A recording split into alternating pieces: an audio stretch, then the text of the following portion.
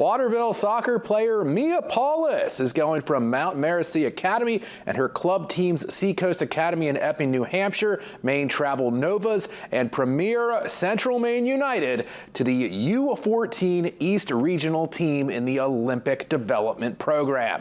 Paulus will be going to Florida in January to play the West and Central Regional teams to potentially earn a spot on the national team. She said she takes a lot of pride in reaching this level of soccer. The girls that I play with, they have improved me as an overall player and having more confidence to play better. It feels really good to actually make it this time, and it shows me that I've improved over the last year. Paulus hopes to play college soccer in Division I someday. Her dad Jeremy played on the ODP U14 team in 1993.